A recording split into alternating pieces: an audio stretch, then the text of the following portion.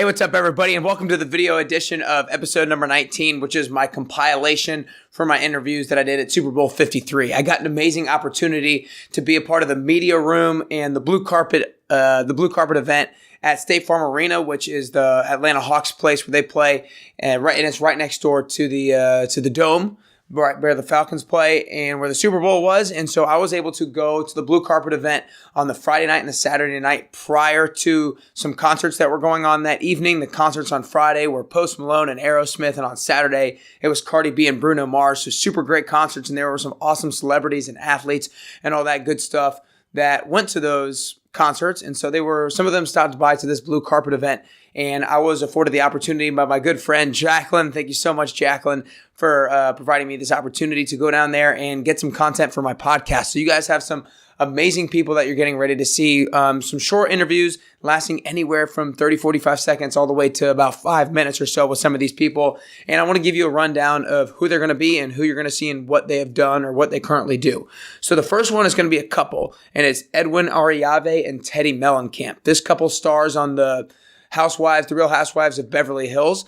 And they're also have a lot of success in business, and they're also just great people. I actually saw this couple on a podcast myself, or listened to them on a podcast myself that I listened to a lot, and I absolutely loved them. I didn't know who they were prior, but I loved them on the podcast. And then all of a sudden, I see this couple at the end of the blue carpet, and I wasn't sure exactly who they were, but I recognized them, and I was like, why do I know them? And then all of a sudden it clicked. I was like, oh my gosh, no way. So I was super stoked to be able to talk with them, and they stopped and talked with me for a good 5 minutes or so. So I really enjoyed meeting both of them. The next one is the absolutely legendary Emmitt Smith, one of the best running backs of all time, most notably with the Dallas Cowboys, won 3 Super Bowls. And so I asked him a question about Super Bowl teams. The next one you're going to see is Jeff Nassel, and he was the New York Giants football head coach back from 1997 to 2003. So a lot of experience in the NFL, some great stuff from him. The next one is a very quick question from Finesse Mitchell, and he was a star on Saturday Night Live back in the mid-2000s. Next one you're going to see is Kevin Harvick. He's one of the most successful NASCAR racers of this day and age. He actually won the NASCAR Sprint Cup Series back in 2014. Super successful guy in his sport, and gives a great perspective on competing in a sport, but while having children at the same time. Next guy is a guy named Casey Neistat, and this guy is absolutely huge online. He's a huge YouTuber, a huge vlogger, and really changed the game when it comes to YouTube and vlogging and YouTube videos in general. Next guy is the Atlanta Hawks CEO, and it is Steve Koonin. Got him a real quick question in about kind of being a CEO and also being a fan of the game. And then the last couple people who I brought on is the country music group LOCASH, and those two guys are Chris Lucas and Preston Bruce. Absolutely loved talking with those guys. I was just talking to them almost like they were my friends. Like, they were so friendly, a couple of the nicest guys I'd ever met, and they stuck around and talked with me for about 5-7 minutes. And when they were going down the blue carpet, they almost talked to every single person who wanted to talk to them. They were so engaged in each and every conversation, and I really appreciated them for, giving everybody the time of day. They weren't just rushing. How can I get out of here as quickly as possible? They gave everybody the appropriate amount of time and were present during each and every conversation. So I really appreciate those guys as well. Hope you guys really enjoyed this episode. Some great content, some great inspirational content. You'll be able to take away some tips and trips and mindset hacks as well. So here you go, guys. Enjoy episode number 19, my compilation from Super Bowl 53. I actually listened to you guys on Ed Milet's podcast and absolutely loved it. And I actually commented on his Instagram of something that you said, and actually you replied back to it. So first off, I appreciate it. Oh, awesome. I mean, it was something, cool. and I was trying to look it up, but I couldn't get the service. But it was something about how creating necessity for yourself, breeds urgency. Urgency, yeah, that's what it was. So I want you to kind of talk about that. And yes, sometimes low stress is low performance. Okay. And what I've learned in life is just putting yourself in that pressure situation typically brings that necessity level that you need. Okay. So I always give the example. Was it buying your mom a house? So one of the examples I always give is when I left, I was getting paid $70,000 a year at 21 years old. And I was going to leave full-time, but I said, no, let me do this still part-time. So I kept the job that was paying me $70,000 a year. And because I kept it, I couldn't produce with my business. So finally I had to fully resign. And when I fully resigned was when I was able to all of a sudden memorize things that I didn't memorize before, and that urgency is what made me become very successful at what I was doing. Were you together with him at that point? No. Not yet. No, not yet. But Okay. when I met him, I mean, his company was doing, 200 deals a month? Yeah. And in one state. And now you're all over the United States and But she also helped, because when I met her, I was sort of going through a stage in my life where I didn't know if I wanted to do what I was doing because I wasn't fully committed. And again, in order to be successful, you have to fully commit. And I fully committed for the first 10 years, but then I began to be bored. And it wasn't until she said, hey, you're not fully committed, you're not reinvesting back into your company to grow it, was when I finally had to come to terms with wanting to do this for the rest of my life. And when I decided that this is what I wanted to do for the rest of my life is really when I went out, invested in the company, and that's when we really started growing the organization. So how would you tell somebody to try to figure out whether or not to commit to a particular thing? Because I think a lot of people are kind of going through I don't know if I want to commit to this particular job or this particular passion. So what kind of questions should they be asking themselves in terms to figure out if it's the right commitment to make? I think it comes down to finding, if you have the right purpose, then you'll fully commit to whatever it's going to take to make it happen. I didn't want to be a sales guy. I was very timid, shy. I'm still very timid, shy, doing interviews and things like that. But my goals were bigger than any excuse I could give myself. And I knew that I wasn't going to be a rock star anytime soon. I knew I wasn't going to be an actor anytime soon. And the only thing that was going to give me the type of money I wanted so I could change not just my life, but our family's life was sales. Yeah. And that's what made me fully commit to sales. And then I just had to get good at it. So if you know exactly why you want to do something, or if you know your purpose, then you'll figure out what you need to do to make it happen. That's cool. Yeah. Awesome. What do you think is the biggest lesson that you've learned from her?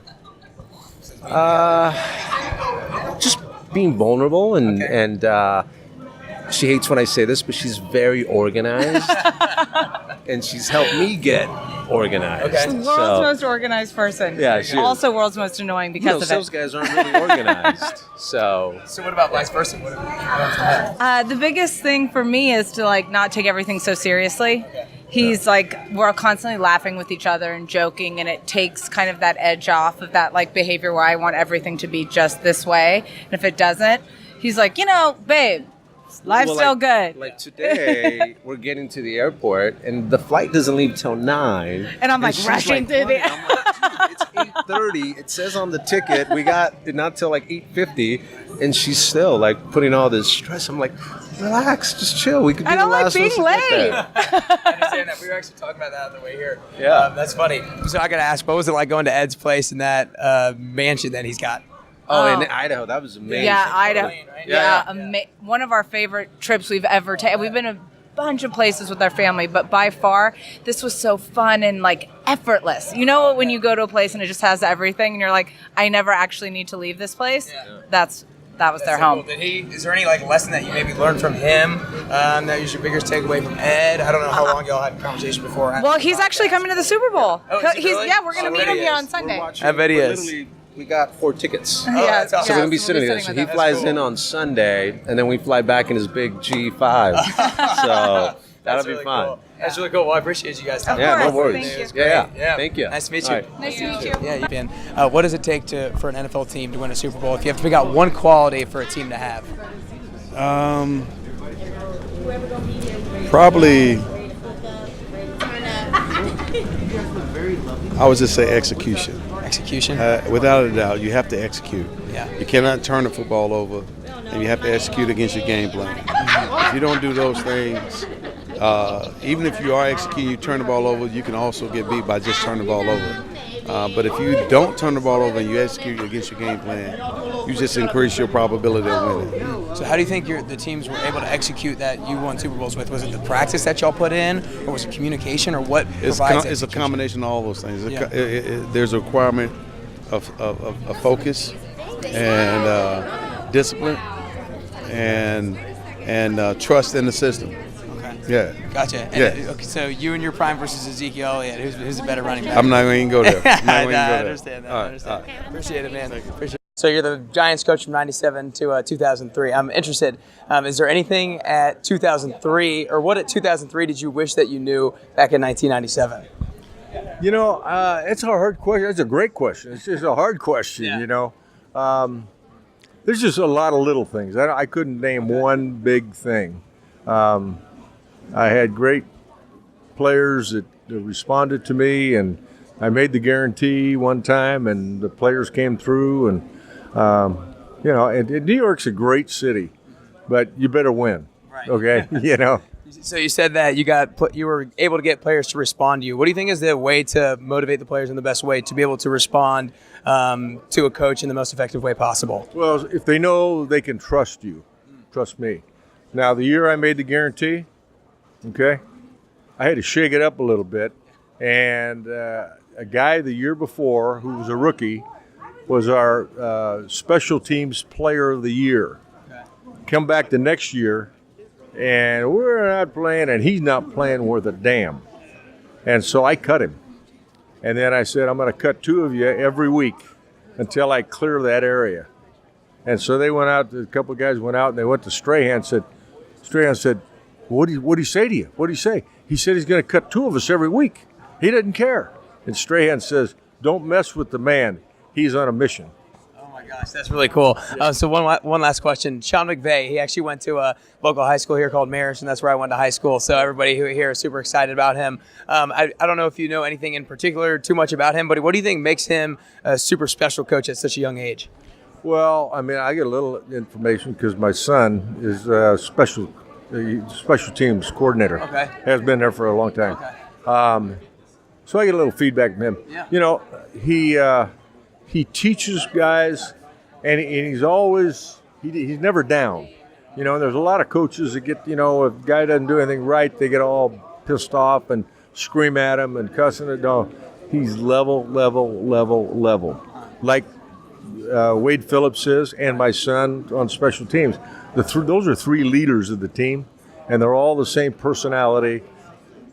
Let's coach them. We don't have to yell at them. Ah, gotcha. That's really cool. And that's obviously something that's probably super hard to do in the NFL with so much ups and downs. Well, I appreciate it, Jim. Nice to meet you. Nice to meet you. Yeah. Thank you. What is a number 1 quality it needs to take for to be a good performer? Number 1 quality it needs to take? Talent. Talent? And then practice. Okay. That was good. Everything else, you know what I mean? I love it. Appreciate Kevin, Nick here. How's it going? Just one good. quick question. You touched on being the old guy. If you had to give yourself one piece of advice when you were younger, starting off your NASCAR career, what would that be? Not worry about the show. Just worry about performing well, because it's a winning trumps all. No matter what the show is, at some point there's going to be some struggles, and performance is going to be the number 1 goal, and that wasn't always the number 1 goal. Yeah, sometimes you got kind of caught up in the hype of and everything like that. So what was the point in your career when it kind of switched over to kind of not being about the bigness of the show? I would say so. I started in 2001. And for me, I filled in for Earnhardt after he died and drove his car, and then after things started not going good, you felt like you needed to create some headlines, and I would say probably about 2010 is when I realized that you needed to concentrate on being a part of the team and making sure that it functioned well and get the performance where it needed to be, because the sideshow wasn't going to get the results that I wanted. Yeah, was there any particular experience that made you kind of focus in like that back in 2010 when you realized that you needed to kind of dial in? I think it was really probably the whole 2009 season in general. It's just kind of embarrassing, just because of everything that happened that year, and I think having kids helped me as well. As we got to 2012, I had my son, and for me, there's nothing worse than having to come home and answer to them and tell them what you did wrong and why you did something. So you always have that little thought in the back of your mind. All right, we got to make sure that we remember we got to go to carpool on Monday morning, and the teachers and his friends and their parents are all going to have been watching the race. So what you say and what you do is well documented, and it's embarrassing when it doesn't go right. I got you. So having kids was a big motivating factor kind of moving forward? Yeah, I would say in the way that you handled yourself for sure. And for me, that's really helped the whole circle of life. getting a check for me. Awesome. Well, Yep. that's it. I appreciate it, man. No Have a good problem. night. Oh, Nick Carrier. Yeah, nice to meet you. I listened to you on Lewis House's School of Greatness podcast. It was awesome. He's an amazing guy. Yeah, he definitely is. Love his mission, everything like that. But I want to ask you, if you had to give yourself a piece of advice, like 5 years ago, business advice, what would that be? Probably to trust the process. It's like, you know what your goals are, and they seem so far away. And each day, it's like you're in the middle of the ocean. You're trying to swim to shore. It's hard to see your progress as it's happening. Today always feels small. Yeah, you were talking to them about how you created so many videos, so many days in a row, and that sort of thing. How do you think you were able to kind of keep that confidence that somehow or at some point it's going to pay off in the end? I mean, what's the alternative? Quit? It's shitty. Yeah. So just you just gotta trust it, keep your head down, and keep going. It's scary though. I think that's why it weeds out the weak, because that's a really really difficult thing to face. So I think a lot of people, if they're not committed, it's easy to turn away from that. And so do you think that's one of your strong suits, that you just kind of realize that there's no other choice? You got to just keep grinding. Yeah, I mean, I never had a safety net or a plan B, and that's something that I attribute a lot of what I've been able to do to. I feel bad for people who have maybe a trust fund or have options. That's awesome. Options are dangerous. I got you. Yeah, you too, man. I want to ask a quick question. How do you balance the difference of being the CEO and then a fan of the game? How's that balance of the two different roles? I don't balance it. I think if you're a fan, you think like a fan, and you're able to create things for the fans that they really enjoy. And that's what we try to do, is bring the fans to life. Gotcha. That's cool. That's all I got. Thanks, guys. Have a good night. What's y'all's favorite place to go in Nashville? Bar and restaurant? I mean, we kind of started at Tootsie's. You know what I mean? That's where we go, but we don't go there anymore. Yeah. That's because we played there every day of our life. Okay. Where do you think we go? We go to the Palm a lot. Yeah, we go to the Palm. That's where we like to take the wives for dinner. Mm-hmm. It's quiet. They have a really cool bar and great drinks there. And our pictures on the wall is pretty awesome. And they carry our wine. We had a wine for a while, and they carried it for us, so that was pretty cool. Yeah, and you can't get it anywhere else. So. What kind of wine is it? It's a big fat cab. Yeah, it's awesome. You guys big wine guys? Yeah, we are. We are. We like big reds. Yeah. So you said you played at Tootsie's almost every day of your life. So what was it? Tell me what that was like, going through the grind of playing at all these different bars all the time. They get $20 a day, if that. It was cool because we were in the back room. Yeah. And Chris Jansen was in the front room. And so we would, so he would play a set, and then we would play a set, and it would go like that. It was really cool. And that's cool because when our single "I Love Us Life" comes up, and he's got "Buy Me a Boat," and they're coming up at the same time. So it's really awesome that we kind of succeeded at the same time. Yeah, no, 100%. And now we call each other and "Where's your single at now? Where's your single at now?" Challenging each So other. yeah, we're actually doing some tour dates together this year, so it's going to be really cool. Yeah. Oh, that's really cool. So what was how did you guys have the confidence to keep going through that grind of making just $20 a day, having the faith that it's going to pay off in the end? You gotta have the faith, man. You gotta have the perseverance for sure. But we had each other to lean on. Yeah. When you're in a duo, it's a little unique. If I'm having a bad day, it's fun. yeah, fun. even on our worst day, it was all decisions towards now. You know what I mean? You're still on the journey. And like I said, if he was having a bad day, I would, pick us up, and vice versa. It just goes both ways. The fans, man, to make people smile every day, that's what we want to do. We make people laugh, smile, and just enjoy music. Because music gives away everything, man. You could just go there with the song. And that kind of goes to our new album that comes out March 29th. It's called Brothers. And the song is about that journey and how we lean on each other, even if we're not related. Feel like brothers, and family. And at the end of the day, that's what it's all about. That's all we got is each other, That's really cool. So I want to ask both of you the same question then. What's the biggest strength that he has that helps you the most? He's tough. He's tough. He's I don't know. Easy. He's kind of got the attitude, or a yin and a yang. You know what I mean? Yeah, we're definitely yin-yang. He's got the tough edge, and I've kind of got more of a political edge. We come from two different angles, but we know what each other's doing at all times. If he's getting a little tough, I'm like, okay, we need this right now, And sometimes, The publicist is going to worry about me a lot more than him. But when I drop a bomb, I do drop a bomb quick. Yes. And then I'm like, what? I know. Then it's what did Preston I'm like, no, say? what he meant to say was. So we'll switch it when we have to. But yeah, I'm sorry. He's very patient, and he thinks things through. I speak immediately. I hold my heart's on my shoulder. That's who I am. It's hard sometimes. Sometimes it's a flaw. But that's why sometimes we work it's great. too. And as much as maybe he could be getting frustrated with me because I'm thinking things through too long sometimes, and vice versa. I may They want him to think things through, and but that's how at the end of the day we make the decisions we make, and we feel good about all of them. So. Yeah, my brain goes fast, man. It's hard to keep up with it. And sometimes it just things just come. Fortunately, we have a brand new record label, Broken Bow Wheelhouse, BMG, and they've taken a lot of those decisions off of us. Oh man, they are an incredible badass team right now.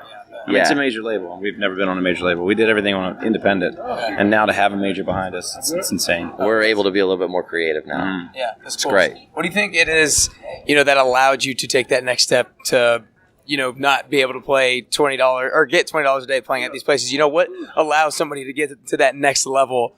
Man, and separates people apart. You got to go out on the road, man. You can't just stay in Nashville. We knew we couldn't. I mean, there's fans that come in there, but you can't just keep playing in Nashville. You got to go earn it. You got to go out there, and we did it the old school way, is going out there and hit it out. We loaded up my Jeep Cherokee, man, with a U-Haul on the back. We were out there riding around, and Zach Brown was doing shows with us back then. Like we literally did 200 bars at $500 a night, and we'd give them a 3-hour show. And I mean, it was like they would call and repeat book, and then we would get like a little bit more money the next time. And we look back on that year. We were just doing that this weekend. Remember when we got paid $500 a show, and we did like 200 of them that year? How did we survive? 500 went to the band. It didn't go to us. We were getting none of that. All right. But you look back on it, and you're like, that's why. I mean, now we're on Bud Light blue carpet at the Super Bowl. Come on. That's awesome. What's the number one piece of advice? I feel like that was a Bill and Ted moment right there. We were like said everything the same. We're like, what's yours say? Dude, what's mine? Can you make lightning strike right there in the video? That's awesome. That's awesome. So what's the number one piece of advice you would give somebody who's going through that grind right now? Man, don't give up if you believe in yourself. I mean, if you have any kind of doubt, it won't work. Write more songs and move to Nashville. That's true. You got to believe in yourself too, man. Awesome. It's probably not going to happen where you are. You're going to need to get to the town where it's going to happen. If it's country. Very good. Well, who's going to win tonight or tomorrow? Patriots. Yeah. Pat's fans? Yeah. Not even a question. We played their pep rally today, so we got everybody pumped up, and we're pumped up now, so let's go. Yeah, awesome. Well, it was great to meet you guys. Appreciate it. Thank you. You guys met, talking to you guys. Yeah, definitely.